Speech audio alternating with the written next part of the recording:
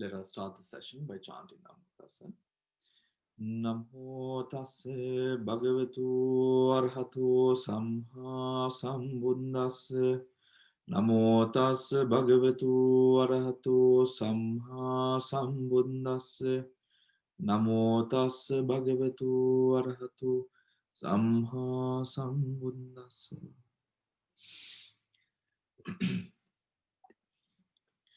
All right. So page number 164, the last paragraph, an independent mind-over process.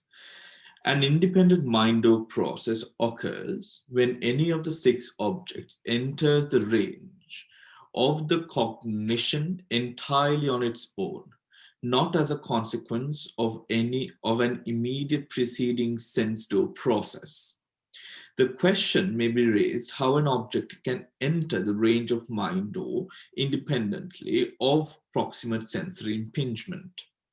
Lady Sayadaw cites various sources through what was directly perceived earlier or by inference from what was directly perceived, through what was learned by oral report, or by inference from what was learned by oral report, on account of belief, opinion, reasoning, or reflective acceptance of a view. By the power of karma, psychic power, disturbance of bodily humors, the influence of a deity, comprehension, realization, etc. He explains that if one has entirely experienced an object even once, at a later time, even after 100 years, or in a future life, dependent on that object, a condition may set for the vibration of the bhavanga. Right. Do you have any questions regarding that part? Is it clear how an object could be without, or in certain aspects, without the devoid of a proximate cause through sensory, through the sensory doors? Is that part clear? Yes? All right. Any questions, anyone? All right. Moving on. The mind that has been nurtured on certain input of prior experiences is extremely susceptible to their influence. When it encounters any sense object, that object may trigger off in a single moment mental waves extending to many thousands of objects previously perceived. This is somewhat like you meet a person for the first time, and then you meet the person for the second, the third, the fourth, the fifth time. The more you tentatively meet that person, compared to the first time that you meet the person, you have a sense of familiarity with that person, right? Regardless of whether you like the person or dislike the person, still you have a sense of understanding of the person, knowing of the person, comfort with that person, right? Similarly, as you experience an object, because that object connects or creates triggers with all the past memories and experiences that one has had with that respective object, that brings all of those memories, all of those experiences, all of that data and energy forward, connecting through the lifetime, and if you are mentally capable, connecting through the many lifetimes in the past as well, right? In the past as well. So this is where, for example, in the practice of jhana, for example, it is mentioned in the jhanic practice that one who has prior experience in jhana has this ability of entering and accessing the jhanas through the samatha objects with much more ease compared to a person who does not have much experience in the past, right? In the past. This is because of that. Also, when it comes to meditative energy, development of meditation, right? one has to be able to, through the years, right? For example, if correctly done, right? Through the years, the meditation must be stronger, right? It must be stronger. It absolutely must. If you are in 20 years, 30 years of practice, if we are still struggling with our meditation, or in fact we feel as if we are in the same place with regards to our meditation, then there is clearly a barrier that we have created which has not allowed for our meditation to progress, right? Which has not allowed our meditation to progress. If done properly with clear instruction, you will not ever be stagnant in your meditative practice, right? In your meditative practice. So this is why the Buddha has given us the sort of the ways of measuring our practice with regards to the kusala and akusala developments. The Buddha has introduced the Dhamma Dasa, right? The mirror of Dhamma, right? The mirror of Dhamma. That same mirror of Dhamma is used to reflect upon our lives, to reflect on the practice that we have in our lives. Because meditation does trickle down to the life that we live in. You know, you can't be a saint during meditation and then be an evil, crooked witch whilst you are out of your meditation. Right. So, you know, there was this story, one of, I don't think, but I should be telling this story because it's a bit of a, but anyways, I'll tell the story. Bhante, it is a bit sexist. Sorry? Bit sexist. Okay, witch and wizard. Witch and wizard. Exactly. Thank you, Shriyani. I did not mean it that way, but thank you. So, so the story is there was a monk actually who was Venerable Navanya Abhidhamma Thero's one of his cooks, right? And who was a monk. So because Venerable Abhidhamma, through to the latter years of his life, actually this was maybe 15 years or so, 10, 15 years before he passed away. So the Samaneras used to always cook for Venerable Abhidhamma. So we considered it a great privilege to be able to cook for Venerable Abhidhamma, because Venerable Abhidhamma usually did not eat a lot of the dana that people brought because it was too rich.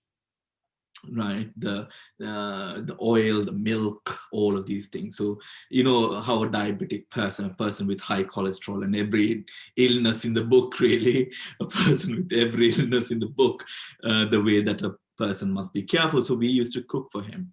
So the cooking team had a leader, so somewhat like the sous chef, who was another monk. I remember him. Yes, he was also Samanera, but an elder Samanera, and he used to get angry very fast. He used to get annoyed so fast, and he used to talk down to the other Samaneras a lot, right? So, and none of the other Samaneras really liked him. Right, none of the other Samaneras really liked him because he had a very aggressive, not physically but verbally aggressive anger, and he would and because he was apparently the sous chef, he did not fear showing it. Right, so then at 9 o'clock every morning, the Samaneras and the monks would all go to worship Venerable Abhidhamma. And during this time, we would ask Venerable Abhidhamma about Kamatana. Right? If we have any questions, we would, Venerable Abhidhamma would give us the opportunity to ask him for Kamatana. And during that time, this monk who had this, who everyone knew, had this really bad temper. was asking about the 500 odd metta jhanas, and he was speaking about being within the metta jhanas, being within the metta jhanas. So you could have imagined what the talk of the monastery was that afternoon. Everyone in all the tea rooms are talking about his metta jhanas, which really did not exist. But of course, Venerable Abhidhamma, just like he lived, did not know much about reality in terms of what was happening around him.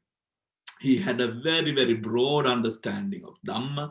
His practice was really deep, and he really was devoted towards his practice each and every hour of the day, but he really did not know what was going on around him. What was going on around him. But in certain occasions we feel that we are developed, and this is something that I think I've also told you. You think, and we sometimes think, we are developed. We think that it is us who are in the Dhamma, and people who are sometimes our partners, our friends, our people in our circles are the people who are not in the Dhamma, or those are the people who need the Dhamma more. But actually, the person who thinks that is a person who needs the Dhamma more. Right? In honest reality, I think that has been my experience usually. And every time that I also sometimes actually personally that I would think, oh, this person needs more Dhamma, I try to turn it around to myself to think, okay, why am I thinking that? And it is usually our avijja and our kilesa which prompts that kind of ideology in ourselves to think that the world is at fault and not us. Right? So it is important to contemplate. It is important to contemplate that and be aware, because sometimes we do assume that we would assume statuses of meditation that we really do not have. Right? So be aware. All right, moving on. The mental continuum consistently being excited by these causal influences is always seeking an opportunity to emerge. Constantly being excited by the causal influences is always seeking an opportunity to emerge from the bhavanka. Okay, let's read that again. The mental continuum constantly being excited by causal influences is always seeking an opportunity to emerge from the bhavanka.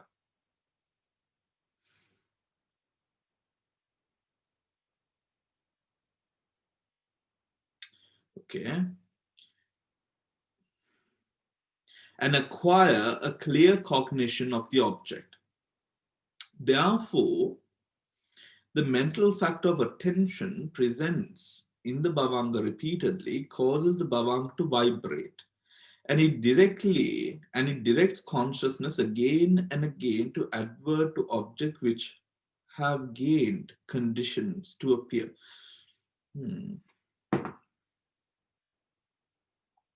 Okay, so the thing, I'm having a problem with this sentence here. I don't know whether you have picked it up. The mental continuum constantly being excited by these causal influences is always seeking an opportunity to emerge from the bhavanga. It kind of gives an image that the mind is waiting for a future object to come in, right? Rather, the understanding that we have of the bhavanga and of the present moment, yes, true. This is not completely false, but I feel like it could be put into a better formation of the sentence, because I feel like when the object is within bhavanga, for example, let's take this example, when a person is in complete samadhi, that person is not waiting to wake up. When a person is in bhavanga, the person in bhavanga is not waiting to come out of the bhavanga. Why? Because that is what the present moment is. You're in it. Right? When you're eating an ice cream, you won't be you won't be sort of tasting chili in it, or some sort of spice that it's not found in the ice cream. Why? Because you're in the ice cream at that moment. The present moment, yes, the mind has an integral ability or nature. There's a nature to the mind where its primary focus or its primary nature is to cognize, is to take objects. However, this does not, do not misunderstand this sentence to think that the mind is always waiting to grasp the next object, right? It is more in the nature rather than the present action, if you understand what I mean. The present action is in the object or with the object that has been cognized. The nature is to cognize. Did you get it? Right? So if we are to see, I feel like this could have been better, this particular sentence could have been better put. However, if we are to take it or understand the sentence, I would say we have to understand it in a way to say that is a primal nature of the mind. However, if we are instigating that the mind is waiting to take on an object by means of it being an action of the present, that is not right. That would mean that would not allow for sati, awareness of the present moment, to exist to a powerful level, because the mind is always waiting for the next object. However, it is in the nature of the mind to want to cognize, to have an element. That is why there is no moment in the mind, within the mind, that there is no object. That is why anaramana, there was actually, I did this myself, right? When I was meditating, because I did not like the meditation teacher, right? And somehow whatever he was saying did not make sense to me in any way. And I was also, to be very honest, I did not want to get anything from him, because I believe that he was absolutely mithya drushtika and, not really in the zone. So I remember telling him, that that I enjoy anaramana bhavana more, right? And I remember him giving me a look, which was really funny now thinking about it, because there is nothing called anaramana bhavana. There is nothing called anaramana bhavana, but I think he knew what I was trying to do, right? Being my cheeky self. There are some who believe, I think there are also certain Buddhist traditions which talks about anaram bhavana, where you focus on, here it is not nothingness, right? Don't take anaramana as nothingness, but it is the lack of object which does not exist, right? It is a lack of object which does not exist. Someone after the Patisampada brought this up to me, a person abroad, and she said, she told me of an advice that she had received personally, where a Dhamma practitioner had told her that you must let go of both the good and the bad as you go through life. Right now, I know during the meditation I do tell you to let go of both sides, good and bad, but that is during meditation. That is to clear your mind. Know that you cannot do it. You cannot let go of both good and bad. Remember, y'all are not arahants. How are you supposed to do these things? We are not arahants, right? Arahants can do it. We can't do it. Right? So what do we then hold on to? Remember, we hold on to things in light of the parami. That is where the perfections came in, right? The perfections, the contemplation of perfections is taught as when there is a contemplation to support whatever action which you are doing. So that action will be recorded in the mind, and that data that you perceive is going to help you towards whatever determinations you have towards meditation, towards Nibbana. Right?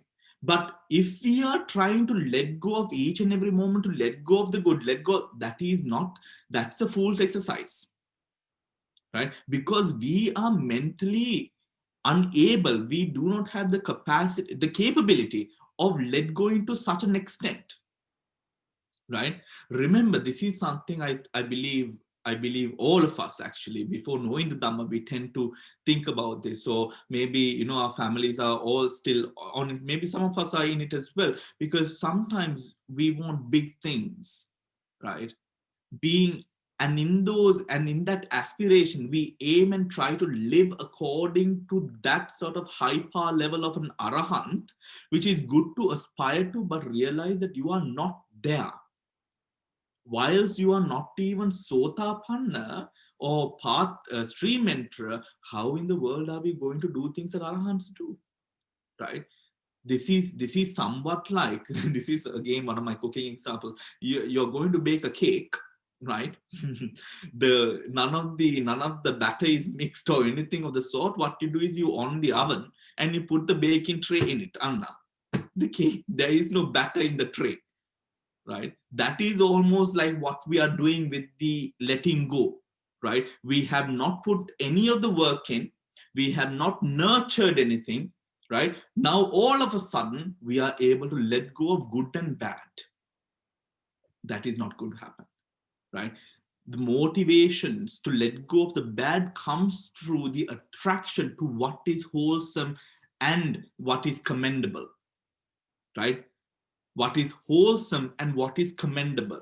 That overweights on that which is done wrongly, unwholesome, and then putting aside the unwholesome, you become purer and purer and purer, enabling the development of your meditation, vipassana, samatha, all of these things, enabling you to now let go of the finer mentalities, which has clung on to even the good, right? So remember that part, right? Remember that part, because I think when we can't do it also, then we get very tired of the Dhamma itself. This is not something that we could do. This is something that we cannot do. All right, moving on. Okay, therefore the mental factor of attention present the bhavanga repeatedly causes the bhavanga to vibrate, and it directs consciousness again and again to advert to objects which have gained conditions to appear. Even though the bhavanga chitta has its own object, Lady Sayadaw explains, it occurs in the mode of inclining towards some other object as a result of perpetual buzz of activity in the bhavanga. When an object acquires sufficient prominence through other operative conditions, it draws a continuum of the consciousness out of the bhavanga, and then as that object comes into the range of cognition at the mind door, right? Into the range of cognition at the mind door, right? This perpetual buzz is created by or is allowed by that nature of the mind that we spoke of, right? The nature of the mind to cognize an object, right? That is what creates that, or that nature. It's not that which creates, that is what inclines the mind to that sort of a action pattern.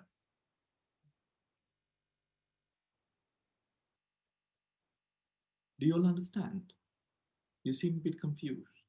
Your faces.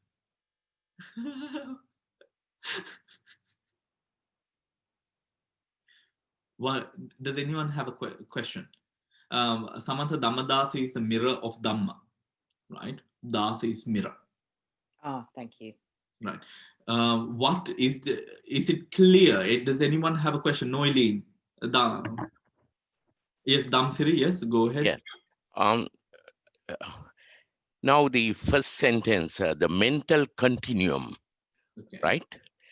Now that mental continuum has an intrinsic characteristic of accepting external object or change to uh, change the sort of sensitive to the external object. That's what it says, right? Mental continuum, which is a intrinsic characteristic of the thought process, right? Yeah. Constantly being excited by these causal influences is always seeking an opportunity to emerge from the bhavanga and acquire a clear cognition of an object. That's how The mental, okay. I think the mental continuum, the word mental continuum can be yes, in two ways, right? yeah. One is in a general sense of the mind doing its process, right? And then in the process of viti, Mm, right? And in the process of viti relating specific to that specific process of viti, mm, right? That condition of viti, or it yeah, can also mean the mind and what the mind does, right? okay, Now, if it is taken as viti, right? Nature of viti or the purpose of viti is to take an object and to be, and if we would use the word, to be excited by an object. yeah, But that's right. that is if we are talking to in reference to a viti, talking about the purpose and the nature characteristic of a viti. Yeah. Continuum. However, we should also understand it has the nature of the mind. The nature of the mind, however, we know the mind appears once every moment. There is only one mind in every moment. And at that time, we know that the mind only takes one object. When the mind takes one object, the mind is in that object. However, as an object arises and passes away, as we have talked about, we've not gone into it, but we've just sort of gone through it, anya manya pache, upanisre pache. That's right. These Yes. causes and effects. This has a rather the tanha, just like rebirth, where, for example, when one dies, one tanha is what motivates the attraction towards another place, suiting the energy composition of the mind at that moment. Similarly, that same tanha allows for one mind to create this urge and need to give birth to another mind. Right? That is what we relate to as Upanishad Pache. What is the English word of Upanishad? Predator. I don't have the. All right. So yeah. I will Google it. So that is, so we have to understand it in both of those ways, I think. Yeah. So, if we are talking it in the sense of the viti, then there is nothing, because that's the nature of the viti, to be excited. That's why the whole javana process comes in, and the whole dance in the viti with that object. But if we are talking about it in a sense of the mind, right? The mind appears and can be within that object, or else the samadhi process is going to be impossible. Yeah. If the mind's nature is to consistently be taking up a new object, how can samadhi be possible? Yeah. Right? Right. We will be having a Patana course coming at the end of the year, by the way. Oh, that's very good. Yes, so Upanishad Pache is decisive support condition. Support condition. Yeah. So those natures, it is actually because of that tanha then, which urges the mind to go on, right? So is that all, Dhamsiri? Yeah. Thank you. Yeah. Noilin? Yeah, Noilin, you had to mute the mic. Padma, Hemal, if you all have any questions, please ask. Bhante, Yes. this chapter says the Bhavanga has its own object. Yeah. Is it one of the three that karma, sign of karma and sign of destiny? Hmm. One of those three? No. Not the one which appears at the Chuti Chitta. If you say one of those three, that would insinuate that we have an option. We don't have an option, right? It is that which arises at the moment of death. And that can be karma nimitta or gati nimitta of the previous existence. So we have no option there. We have no option. It is a foundation, right? It is a foundation, and that karma which goes into being karma nimitta or gati nimitta Noeline is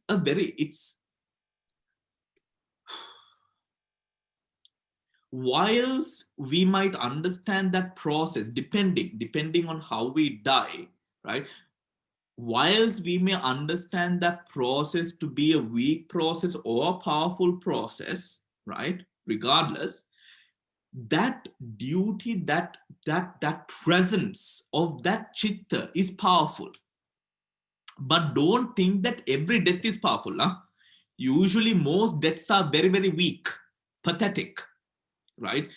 I use the word pathetic in its real sense of pathetic because it's almost as if in Sinhala we say asarana, right?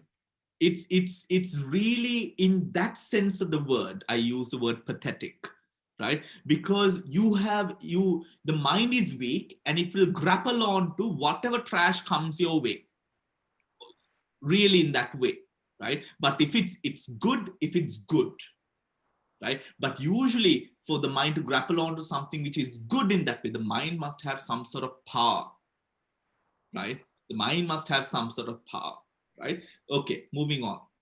But, excuse me, Bhante. Hold on, Pushpa. Hold on. I'm not finished with Noeline. Sorry. So Noeline, karma nimitta, gati nimitta. So that power is what maintains a rather very subtle, yet it's almost like a hue of strength through our life. And this we understand, and I think we touched on it when we discussed about asanna satta, right? The beings without the perception, but just the body. Remember, I told you asanna sattas are maintained, that energy of the chuti chitta, right? That dying consciousness, that energy is what maintains that whole birth existence, right? Without decay, up until the end of that karma in asanna satta bhumi, right? So for the body to be, we know the moment that you die, the body starts decaying, right? The process of bodily decay starts at the point the mind disappears from your existence, right? So just imagine how much of a strength you should be able to muster in your mind, for that singular mind to produce enough energy to allow for such a long existence of body. Yes, Bhante, I still remember when somebody was dying, his wife was by the bedside and she was reminding him all the good things he has done throughout the life. Will that help? It has been told to help. It has been told to help, right? So, but you see, now the example that we take, if you remember, is of a Arahant's mother. You know, they do a puja, a grandiose puja with flowers and, you know, all the sangha and, you know, all of these things which are incredibly good, right? Now, just imagine right now, if you talk about, let's say you have taken dana to a temple and it is the time of Anumodana, night. It is the time of Anumodana. Now, sometimes Api, we close our eyes, Api, we are in worshipping, but sometimes our mind is somewhere else. Right? You're thinking about something else. You might be sometimes thinking about why the monk is buttering you up so much. Or when is this going to end, when can we start serving the guest, all of these different thoughts arise, isn't it? Just imagine at the time of death, when, for example, you might know you're dying, right? Just imagine the amount of separation anxiety that one must be having at that moment. That is why we meditate. That is why we learn shunyata. That is why we learn the reality of it. That is why we learn Marananusati.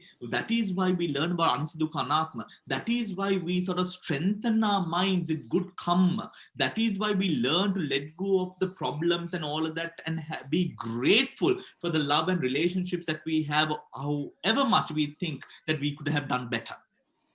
Right? That is why we strengthen. This is all to strengthen our minds. The pujas, the flowers, the pirit, the monks chanting for you, Dhamma desas, all of these things are to strengthen your faculties. Right? Because you need that strength to then finally let go. You can easily let go of your one house if you have bought another bigger one or a better, more comfortable one.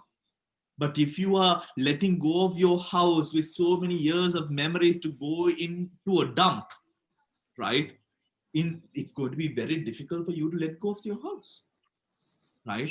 But going into a more grandiose place is almost going to be something of a success in a way, right? So you are able to let go. Only our minds are businessmen, right? Profit and loss analysis runs in our blood.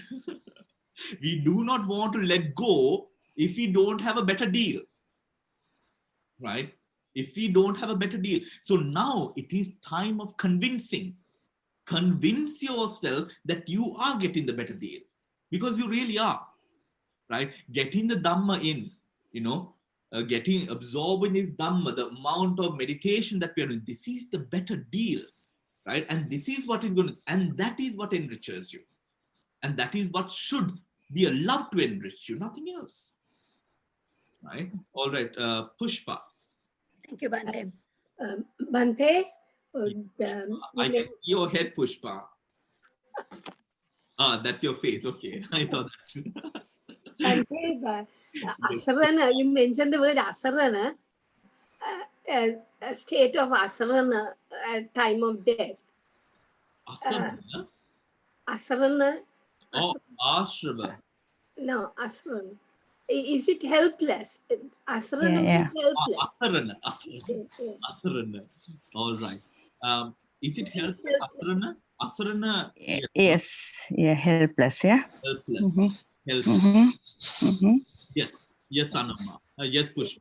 It is a sense of helplessness in that moment, right? Because just imagine that fragile state of mind at that moment. And also we are having 2 death cafes coming up this year. We are going to do a death cafe from the Dhamma Center. We are going to drink tea and talk about death, basically. Right? So it's going to be all about death. We're going to talk about death. So we are going to have it twice a year. So, Pushpa. Yes. Yes, Bhante. So everything that we hold on in life, when it comes to letting everything go and knowing that it's going to be torn away from you, at that moment, you might perceive it in a way. Of course, this is the way that I'm saying is probably the way that we are going to be thinking about it, because of that anxiety. Where am I going to go? Right? Where am I going to go? But that is where, again, as I told Noeline, that is where this comfort, if you are confident in your mind, right? Remember, it is not Yama who is deciding your destiny. It is you, right? If you have done It is not Sakra who is determining where you go. It is your mental energy, right? It is your mental. So stop feeling sorry for yourself, please, everyone, right? Stop feeling sorry for yourself. Stop feeling sorry for yourselves and just be happy, just be happy. Stop thinking about this death, man. I will take care of the funeral. Don't worry about it. Right. Just enjoy yourself. Come to my Dhamma Day talks, and let's have a laugh and die, let's die together. What's so bad about it? Let's meet next life, huh? See you on the other side. That is it. Yes, Anuma. Bhante, I want to share this Asarana. Yesterday, one of my friend's sisters, she's just 51, passed away last evening, right? Now, today she spoke to me and said, about 3 or 4 days prior to the death, like she had some fear. Now, they say that she's a strong girl, I know, a lady, but she didn't want anybody to close the doors, not to keep the doors open either, Yeah. and to off the lights. And then she shouts and put on all the lights, right? And then she has refused to call all the brothers and sisters. I don't want to talk to anybody, like, she had said that. Now, what is that? And at the end, doctor, they were to take her to the doctor, sorry, doctor. And she said, no, please don't take me to a doctor. But by force, they have taken her, and she has refused to come out from the car, she couldn't get off anyway. The doctor had to come and check and said, rush her to the hospital. And then she said, no, I want to go back home. So again, they have brought her home. And then suddenly she has said, I can't breathe, give me oxygen. And they have put her, again, they have tried to take her, put her into the car. And the last words she said, I'm sorry about my daughter who was going to get married, in 3 months' time. And that's it. Now, what kind of a fear or what is this, Bhante? I just can't understand. Now, I think it's something to do with, what you said. So this kind of a fear arises in a more, sometimes even in meditation, this sort of fear arises actually, right? Especially when one goes higher into states of vipassana and bordering around states of nothingness. This sort of fear arises, right? And this is because of, again, that separation anxiety that I was talking about, right? But separation anxiety, we as individuals, as for example, as cultured Sri Lankans, how or people who have come from some sort of religious background, we have all heard and been taught and cultured in ways that we have, in some way or another, we have certain concepts of what death or the process of death is, right? Which does narrate a passive story in our minds. Regardless of whether we like to believe it or not, we do have that at the back of our minds, right? We do have it at the back of our minds. Remember, and even there have been stories. Now I remember, even certain monks, they also, we do not, of course, publicize this in the modern world, but because in light of the Tripitaka, the Vinaya, having publicized all these scandals, I am okay with sort of putting it out there, because at the end of the day, we are all human. And even monks, actually, they do have this separation anxiety, and there have been so many dignified, popular, Dhammakatikas and all of these people who have literally sobbed before death, right? To an extent, I remember there was this monk, and of course I was not there, but I spoke to a couple of monks who were there, and they said it was absolutely embarrassing. And some of the disciples had asked, Bhante, are you all right? I mean, what is this embarrassing behavior? They were so cultured, they wanted him to behave while he was dying also. But this kind of fear does arise in place. This is all related to the fear of unknown. It is taught by Lady Sayadaw, right? It is taught that these, even for example, when going into vipassana, into states of, there also you're in this crossroad. What is going to happen now? I am going to let go of all my likes. What is going to happen after? You know what I mean? I'm going to let go of everything that I've held dear. What am I going to have after this? Sometimes I think mundane people say, people still within the mundane world say, having something is better than having nothing, right? And that really does hit you at that point. And even in death, this sort of anxiety connected to that, the fear of not knowing what the future holds for you, right? And in our practice, we say, it's okay. I do not know everything.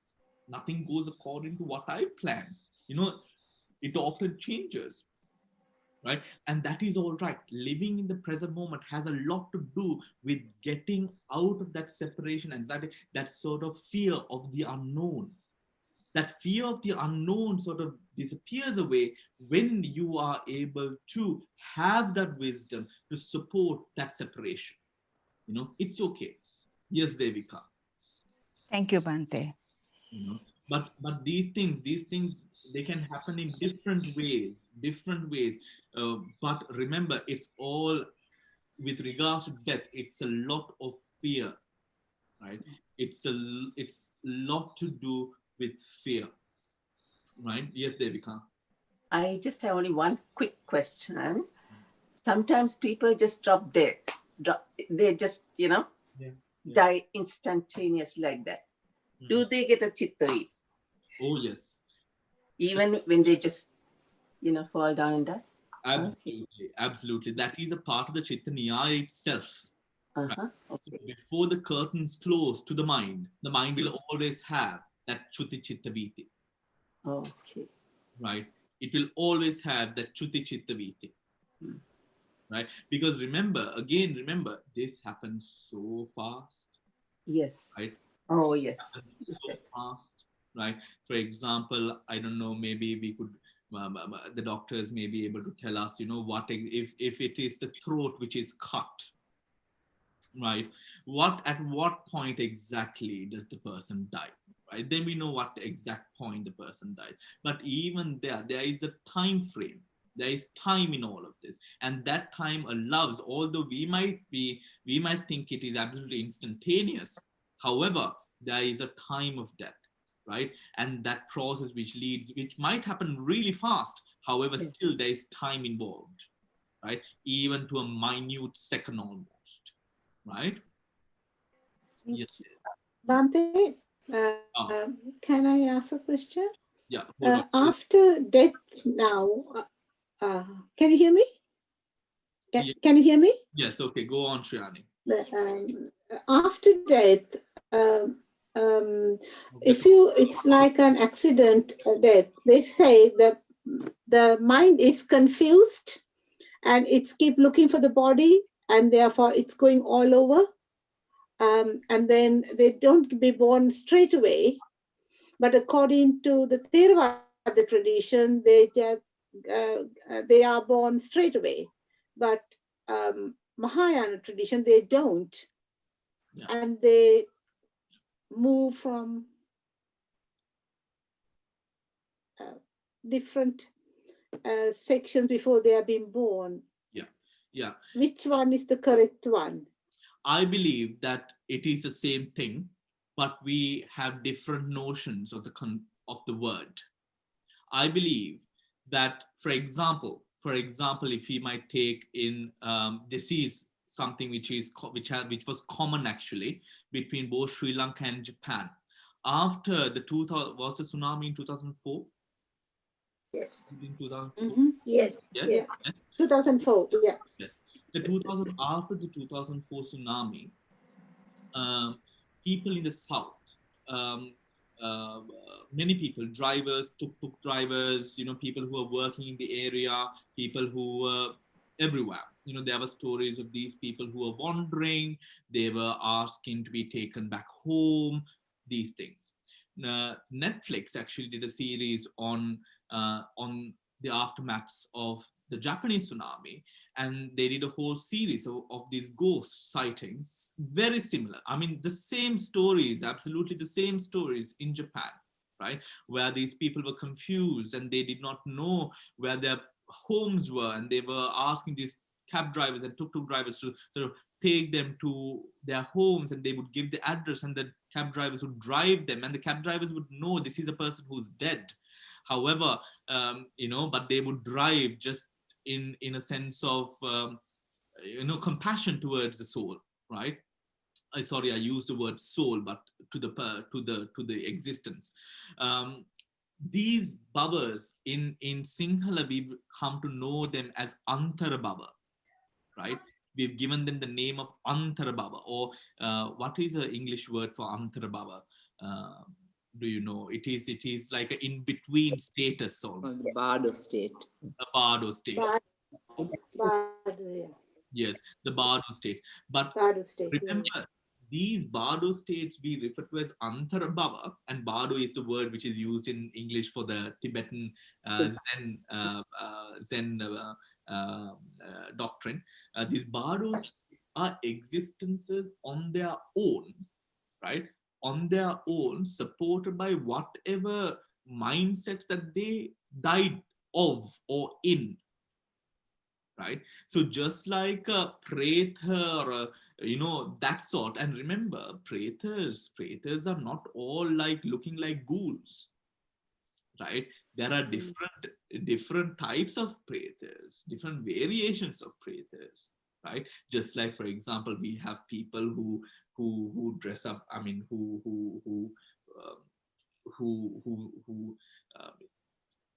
what's the right way to say?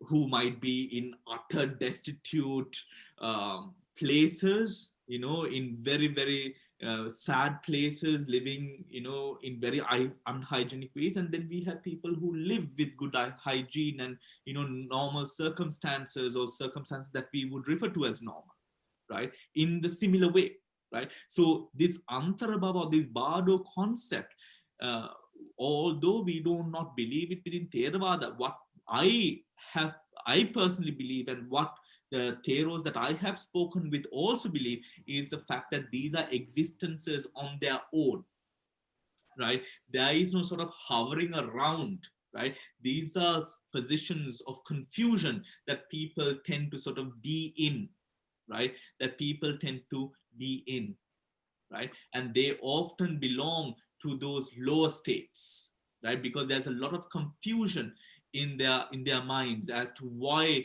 they are in that position, or how they died. Maybe something happened so fast, right? All right. Can we continue with the Abhidhamma session, please? Right? We can discuss all of this in the Death Cafe, okay? Very interesting. All right. So, even though the Bhavanga Chitta inclining, okay, not that, okay. The independent process is analyzed as sixfold. The process based on what was directly perceived, the process based on inference from what was directly perceived, the process based on oral report, the process based on inference from oral report, the process based on the cognized, the process based on influence from the cognized. The cognized here includes belief, opinion, comprehension, and realization. Remember, right? Remember that any of these sort of thoughts that we have, right? Put a star or a highlight mark just to know that that paragraph holds something important. Any of those states which have been mentioned there, those states are what you believe at that moment, or what you are at that moment, right? At that moment. It is what you are at that moment. If you are somewhat, for a person who is unmindful, what happens is, remember, the person finds himself completely raveled in that object, having no sense of how that person got to that object, the person is reveled in that object.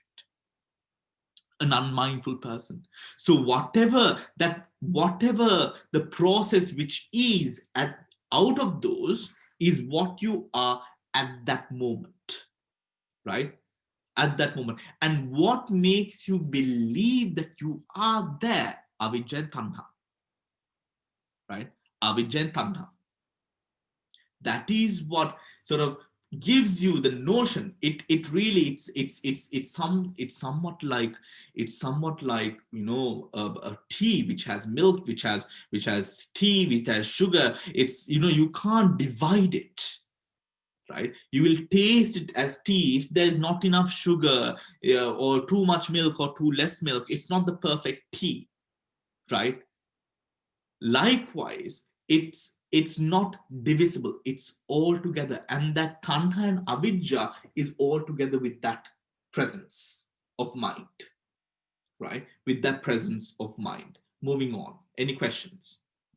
And can I just ask, is it only avijja and tanha? Wouldn't ditti come there, or it's just only avijja and tanha? We can, I mean, avijja, ditti will come under avijja, no? Okay.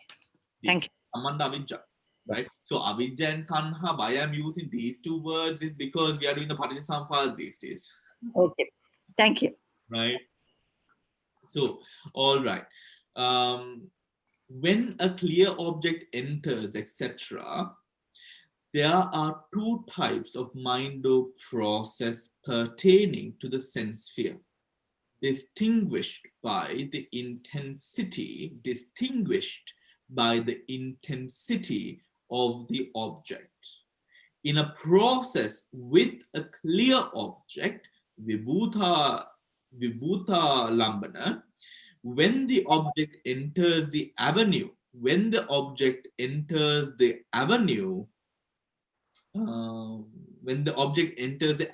the mind door, the bhavanga vibrates and is arrested. Then a mindo adverting consciousness turns to the object, followed by several moments of javana and true registration. 7 moments. 7 moments. Yes. Followed by 7 moments of javana and true registration, after which the cognitive process subsides into the bhavanga.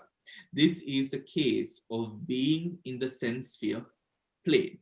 But for beings in the fine material and immaterial planes, moments of registration do not occur even when the object is exceptionally clear, right? Even when the object is exceptionally clear. So we will come to that paragraph 19 and 20, right?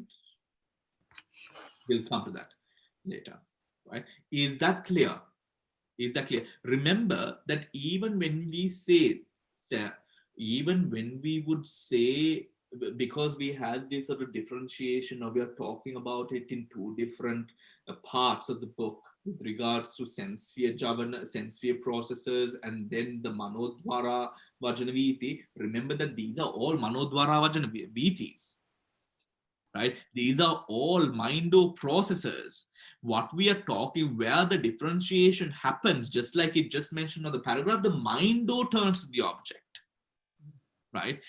So where does the differentiation happen? The differentiation is where is the object coming from? Right? Where is the object coming from? If the object is coming from one of the sense bases of the present moment, then we call it a sense sphere viti, right? A sense sphere mindo process concerning a sense sphere, just to denote that we are now working with an object that has just impinged upon one of the bases, right? Otherwise, it is all the same in terms of it is a mindo process, of course, right? Yeah, clear? But this mindo process, we know, can arise in any part of the body, not just in the Hade Vatu, right? We know that as well, right? Moving on. In the case of an obscure, does anyone have any questions?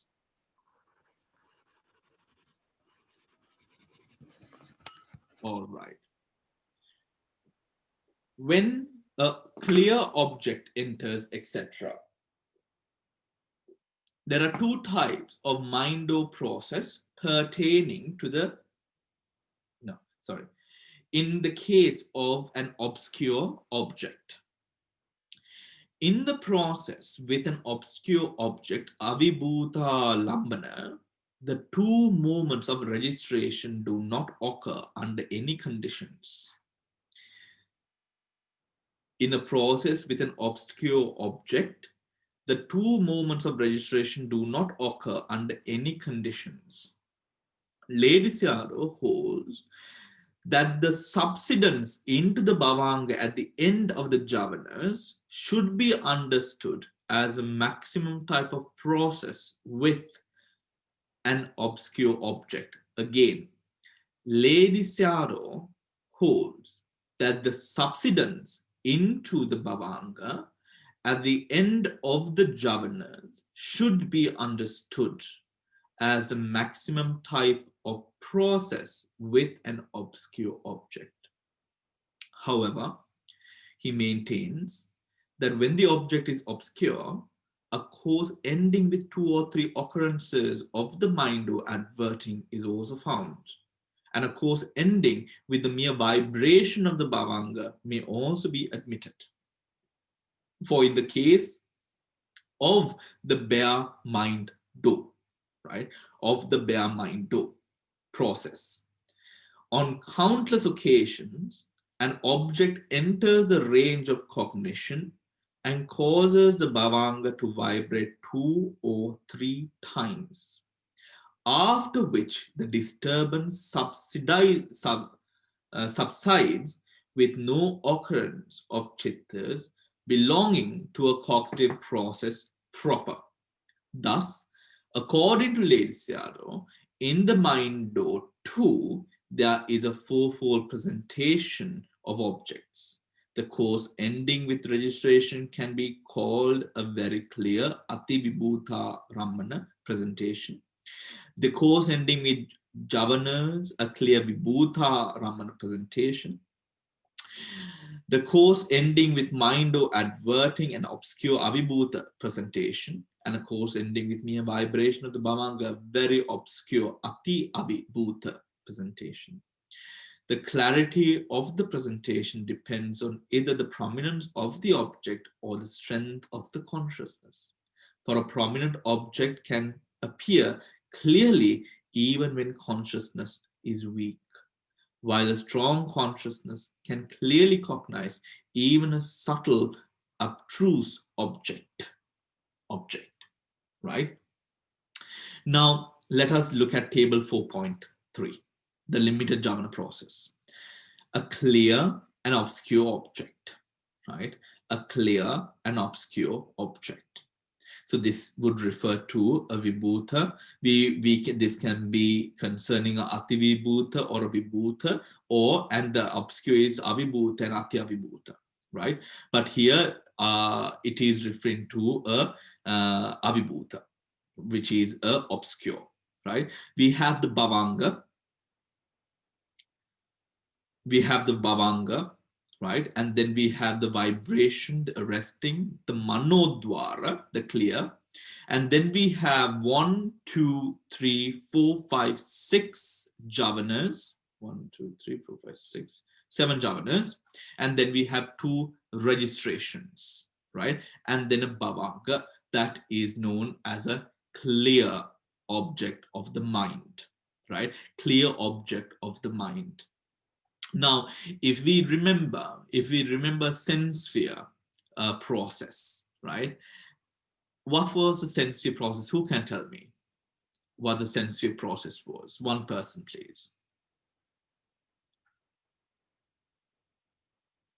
Padma, remember? Chakku Vinyana, great object. Yeah. So you start with Bhavanga. Yeah. Then you get Bhavanga Chalana. Then there's Bhavanga Arrest. And then you get here I'm not very sure. You get the 5 do consciousness, and then you get the receiving, then you get the investigating. You missed one. Receiving. Receiving? What is it receiving? What is it receiving? Must receive something. Eye consciousness. Yeah, the consciousness, sorry. Yeah. Then receiving, investigating. Yeah. Then you come to determining. Yeah. Then you come to the minder. And then the 7 jhavanas. Then the 2 registrations. Right. And then the bhavanga. Right. Now 17.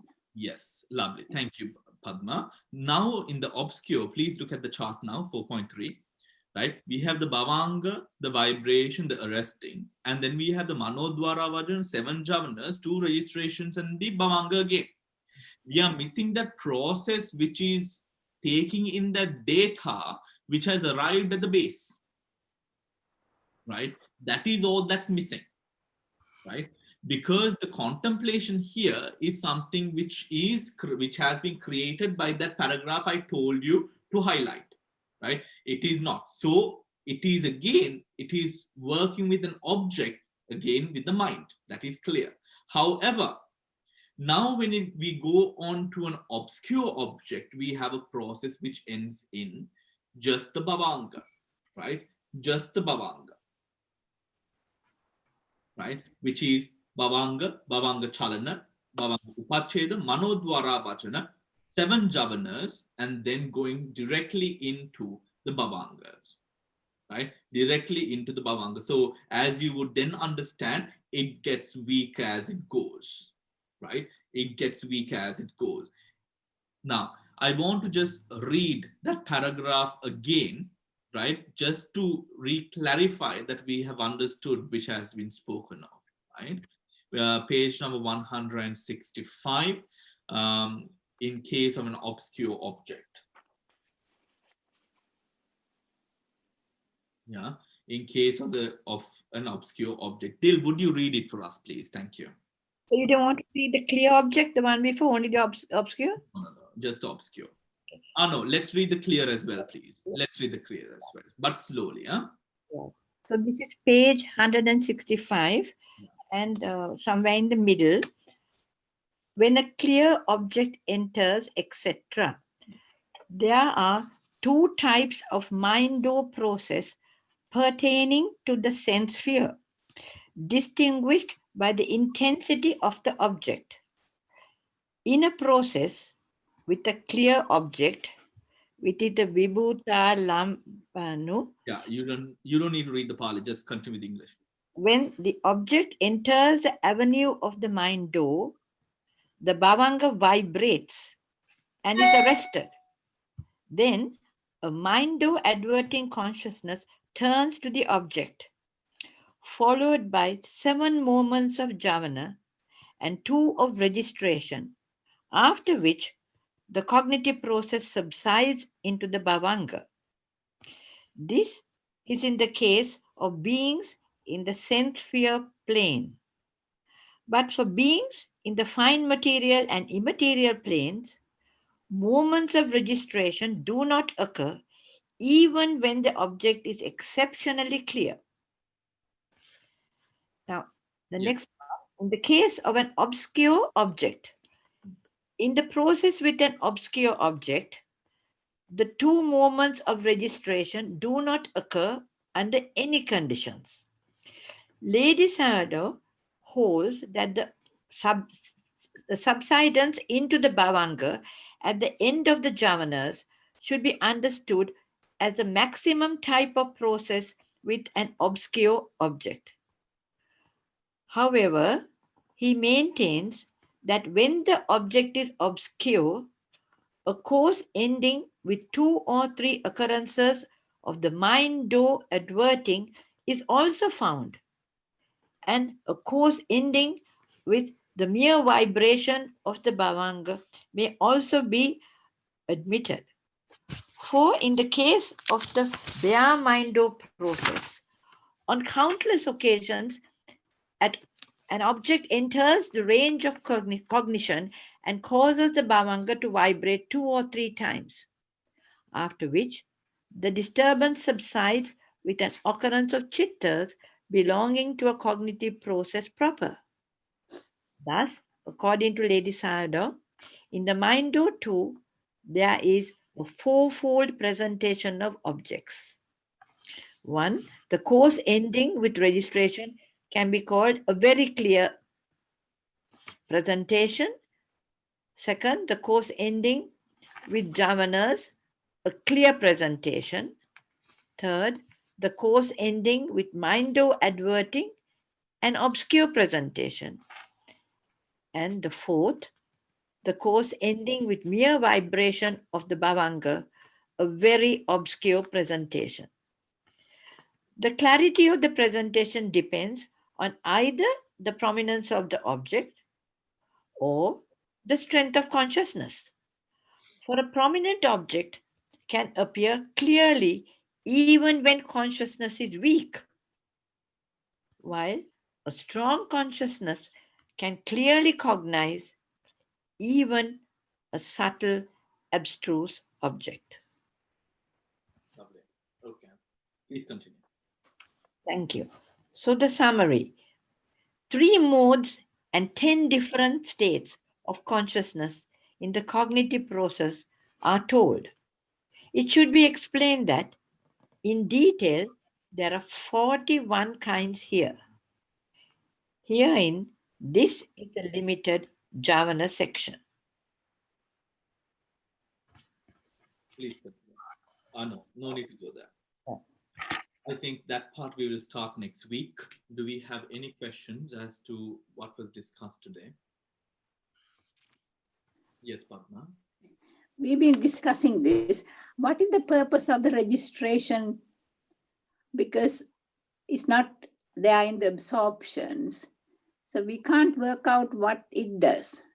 Yes, that is a problem. That is a problem that, that it's not a problem, but it is rather a bit of a, because with regards to the definitions of what registration does, just as it is to do with, for example, even receiving and investigating, we do not have a great amount of detail as to what exactly these consciousnesses are capable of achieving.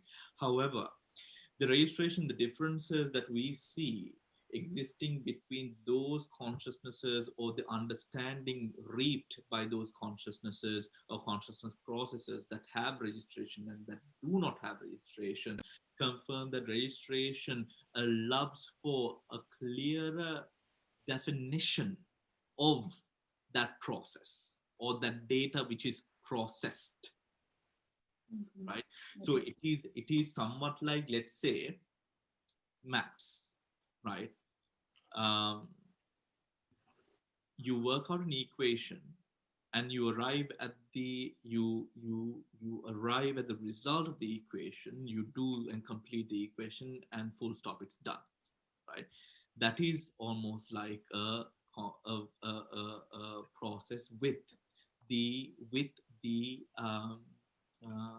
registration, right? Where you know the exact result, you know the equation, you've understood it, you're able to sort of do whatever which is necessary through the formula to arrive at the result of that equation. And then you have an equation where you worked it out, right? However, you've not completely arrived at the final answer. That is almost like the registration now being missing, right? Now, for example, I think in GCEs, sometimes you don't have to put the answer. If you just show the process, it's still accepted, right? You don't have to add it up or multiply it and put the answer right at the end. You show the different levels of the formula structure, how to solve it, and you don't really have to put the end, but still it's accepted, right? But still the answer is not there, the final answer, right? So that is like the registration process. It's clear, there is no doubt in it. However, it is not as clear, defined, polished as what we would understand out of what the result of a very clear process would be. Okay, Yes, thank Dhamma. you. Bhante, Yeah. there's another school of thought. Uh-huh. I don't know whether you agree with or not, Yeah. or whether you have already heard about it. The reason why you have registration, two registrations, Yeah. when the object is so strong, Yeah. right? So you can't actually, because the strength of the object, you can't jump straight into the bhavanga, right? It's almost like braking your car. So when you suddenly brake, you apply your brakes and the car won't stop immediately. It drags away because of the momentum, right?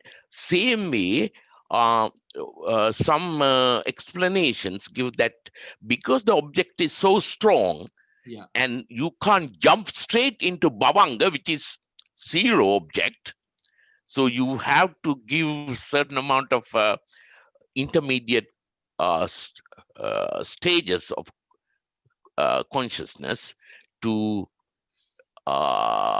reduce the strength. That is Agantaka. That explanation sounds that explanation makes sense. However,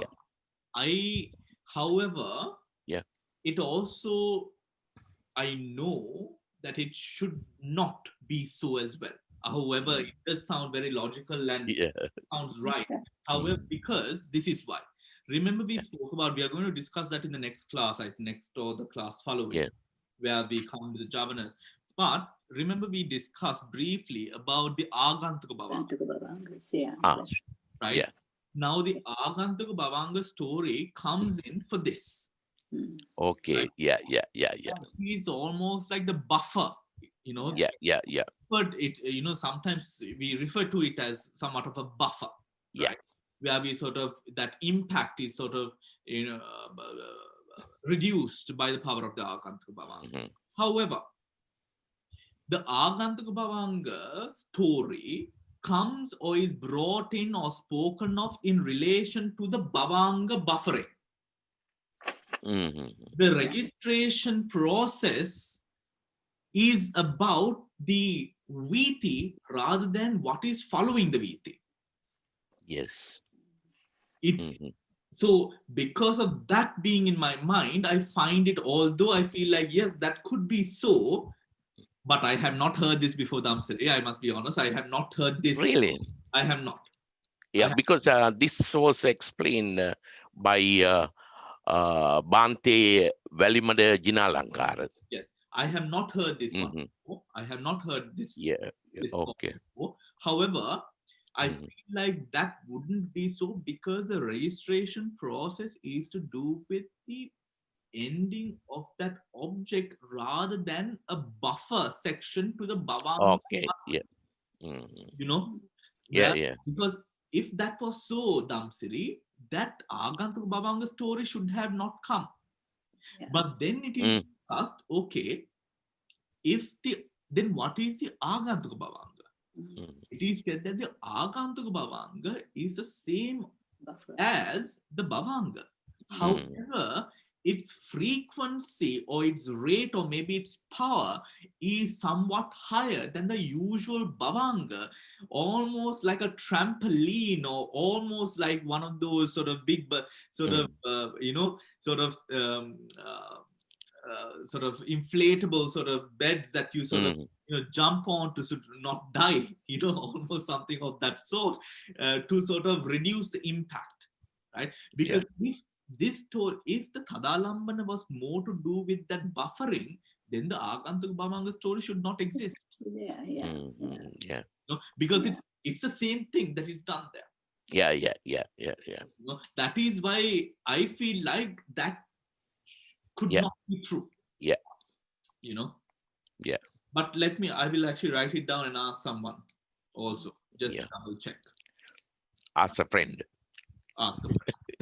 Phone a friend.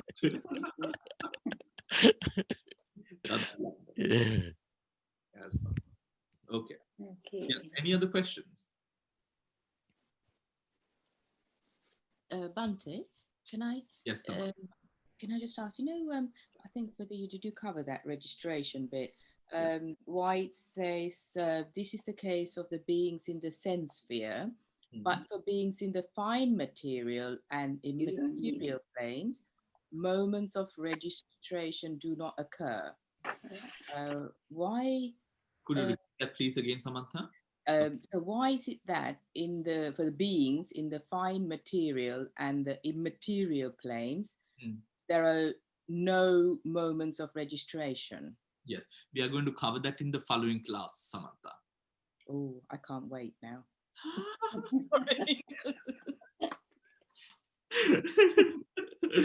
My gosh, Samantha, your eagerness is very inspiring. Only that little bit though. Sorry. That little bit. Well, we are going to cover that part, Samantha, because we have a bit to read for that explanation. Yeah. Okay, thank you, Bhante. We're going to cover that part in the future, right? In the next class, hopefully.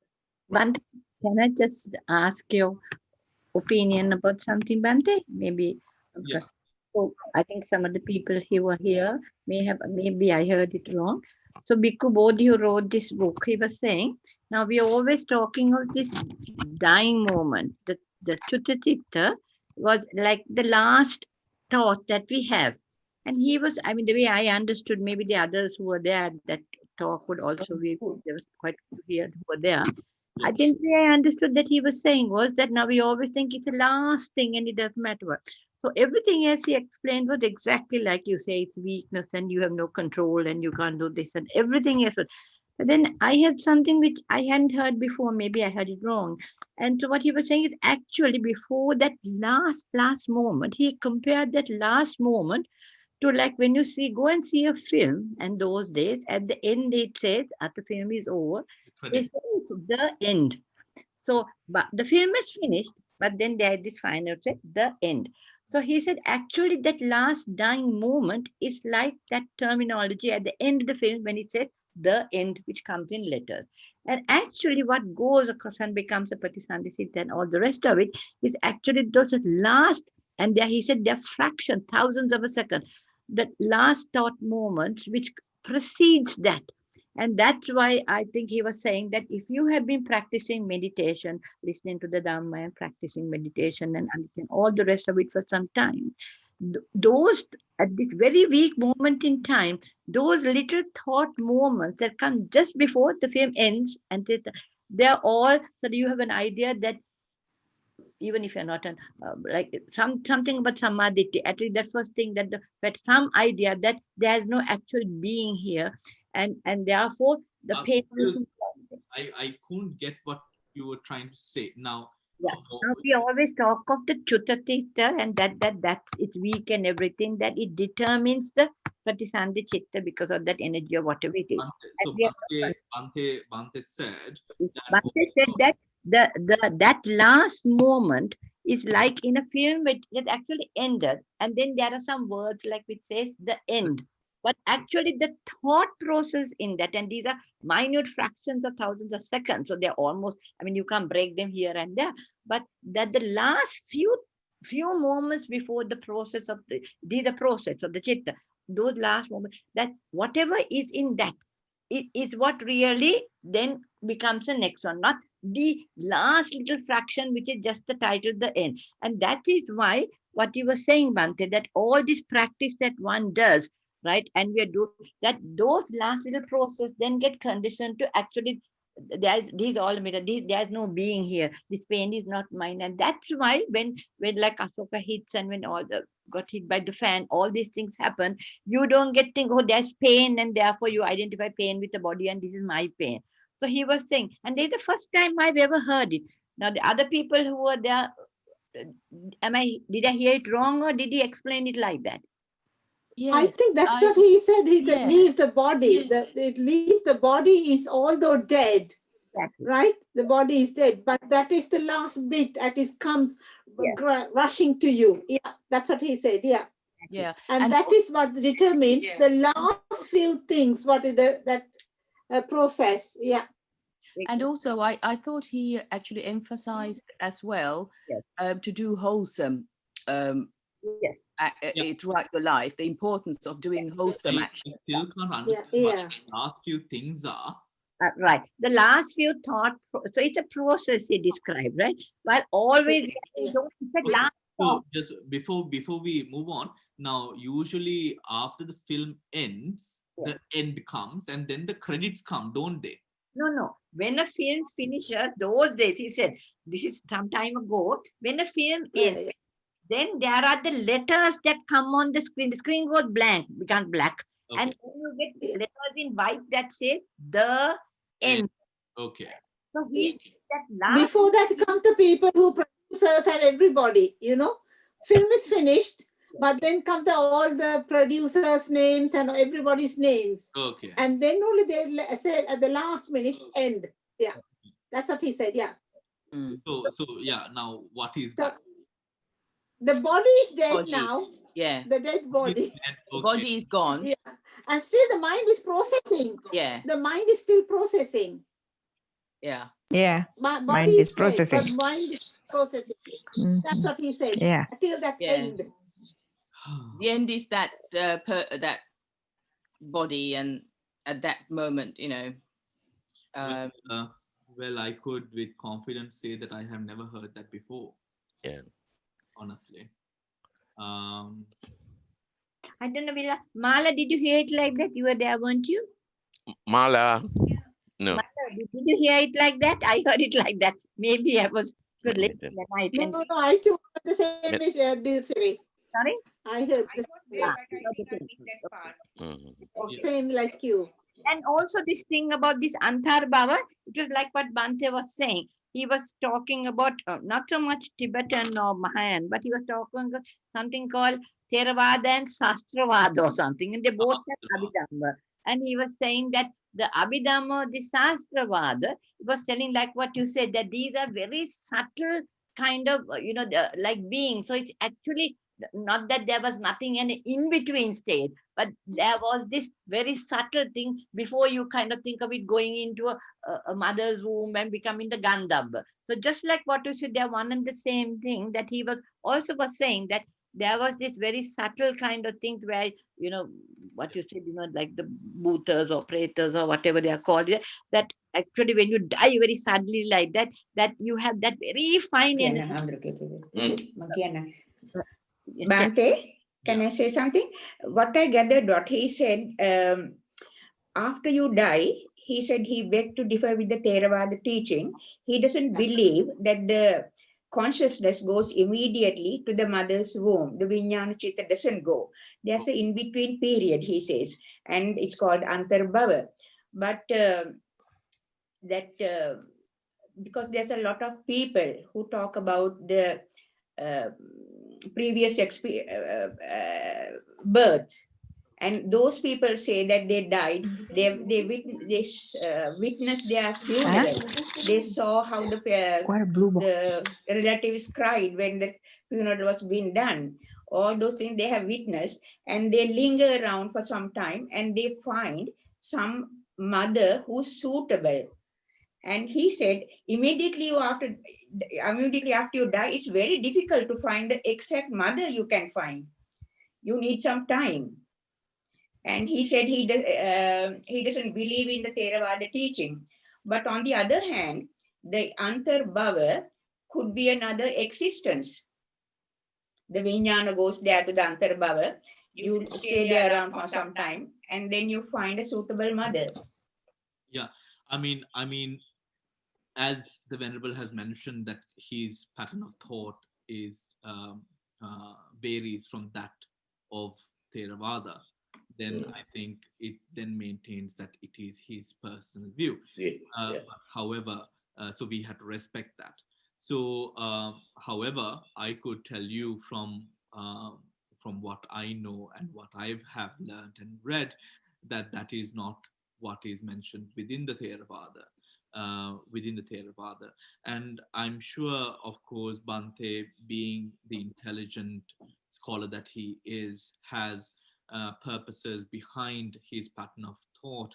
However, we could also maintain that there are also other educated monks of similar caliber who would agree with the Theravadin perspective of birth and dying. But I think it is very, very important to understand that at the end of the day, what affects me, right? I think that is very important to understand what affects me. And at the end of the day, it is all these Antarabhava stories and all of that, whether it's there or not, is not which affects you. What affects you is what kind of mind are you dying with, right?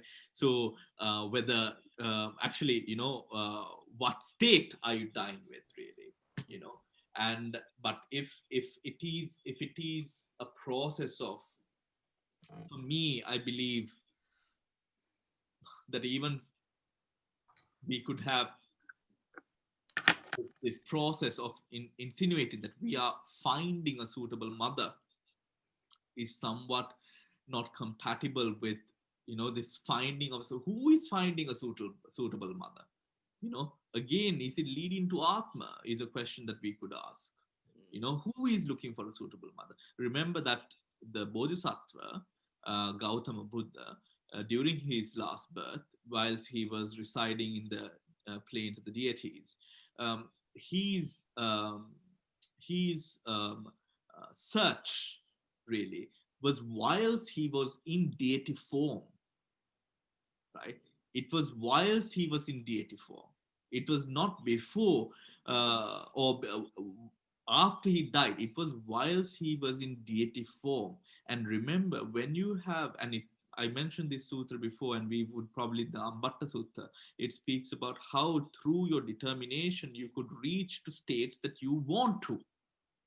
That is how the Bodhisattva, through his meritorious deeds mentioned in the Pansyapanas Jataka, the Jataka stories, mentions how he went on from birth to birth. Remember, he was in most of his births, he was born of high caliber, meaning of a caliber where he could make a difference, a caliber where he could make the sacrifices which was demanded of his need for enlightenment.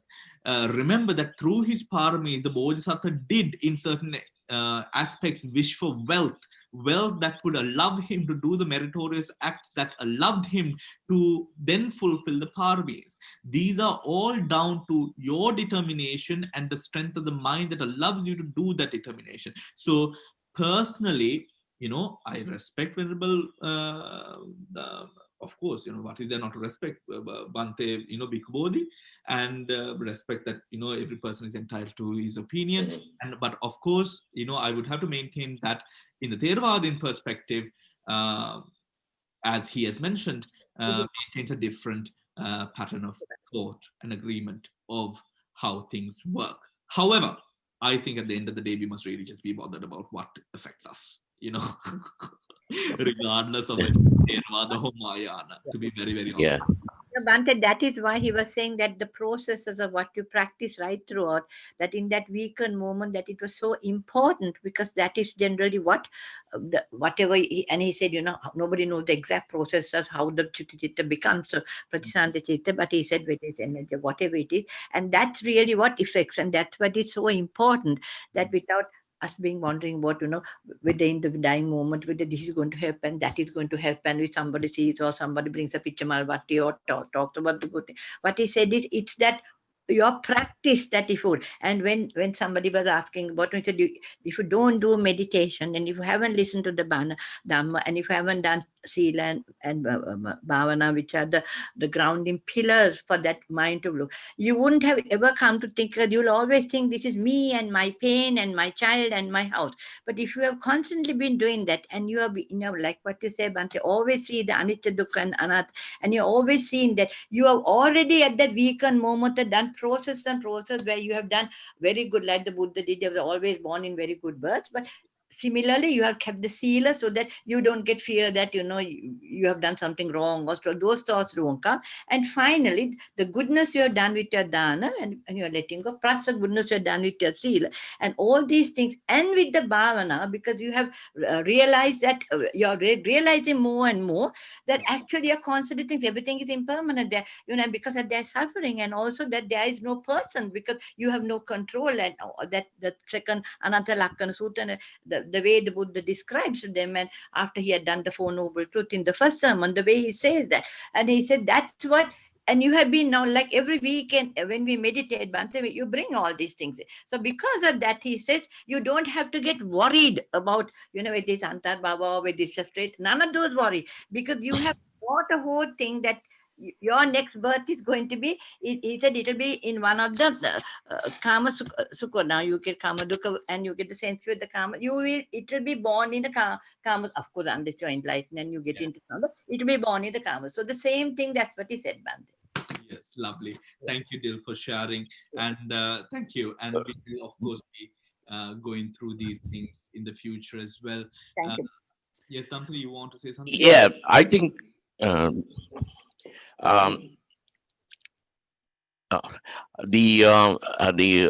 introduction of this the end part of the last thought process is bit against the Theravada concept, because in the Theravada concept, your next birth will be within the same 17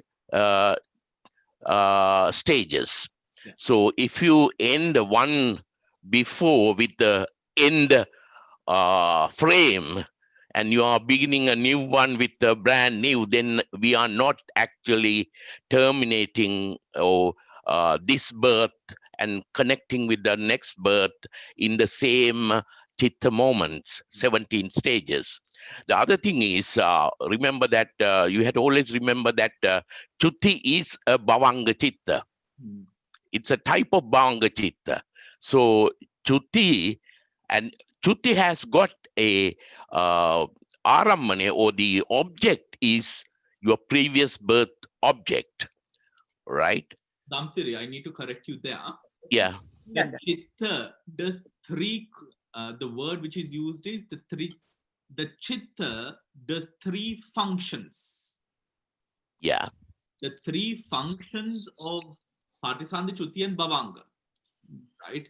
But we do not relate to the Chutti process as a Bhavanga. However, it is chitta. So we can't say that the Chutti process is a Bhavanga process. It is not. No, because what they say is actually, because again, I listened to some, it's a type of, when you understand the characteristic, Chutti has got this, what is the object Chutti has got, right? No. Object is actually a previous birth object. Whatever the Bhavanga Chitta has the same object. So Chutti has got the same object as your other Bhavangas in your existing birth, right? Okay. Yeah. That's the main reason why we call it Chutti is a type of Bhavanga, right? But and a Bhavanga is called a Bhavanga because of what the Bhavanga does. Chutti is called a Chutti because what the Chutti does. Patisandhi is called a Patisandhi because because of the function it performs. Yeah. Although it holds similar objects, whether referring to this birth or the previous birth, we cannot say that the Chutti process is a Bhavanga process, because the Bhavanga process has a different function compared to the Chutti function. Yeah, I understand that. But general characteristics, because if you say all the other chittas, before Bhavanga, the active chittas and the passive chittas. So we classify two types of chittas, active and the passive. Passives are the type of Bhavangas, which has got one common object, in that consciousness. So that's the reason why I said it's the same basis, because it's same type, not exactly the same. Functions are different. Yeah, but it has got a similar characteristics. You can say that it's the same, it has similar bases. We can't say that the Chuti is a Bhavanga process though. Can we? Can we say that the No, you can't say it. You can't say it because its function is slightly different. Yeah. Okay. Yeah. The function is different, but it has similar bases, but we cannot insinuate that the Bhavanga and the Chuti is similar in that way, because the Bhavanga does a different function to what Chuti does. However, the base is similar. Yes. Yeah. So Patisandhi is similar. Yeah. Example is if I say a car, it can be a Benz or a Morris Minor, right? Yeah. But it's generally Morris Minor is not the Benz. So we naturally, because Morris Minor has got a different functions and the Benz car has a different function, but it is different from bullock cart, right? It's entirely a different type of fish. So that's the main reason. The Chuti, because it's a Chuti, because on the basis of functions, we have three separate. That means Chuti Chitta, Bhavanga Chitta, and Patisandhi Chitta. But on the basis of objects, all three has their own objects. Of Chuti and the Bhavanga in the previous birth has common object, and Chuti and the Bhavanga in the subsequent life has common object. That's why we say there's a similarity. No, there is clearly a similarity. There is clearly a similarity. That is why it is also the with regards to Patisandhi, Chuti, and Bhavanga are also done together. Yeah. It is a process which is connected to one another. That's right. Yeah. Yes, correct. Yeah. So we will discuss about it more. Okay. Later. Okay. Thank you very much. Mala, please for me. Okay. Thank you, Bhante. All right. Good night, everyone. I will see you all on Wednesday. Okay. Thank you. Yeah, and good night. Bhante. Good Saranai. Saranai.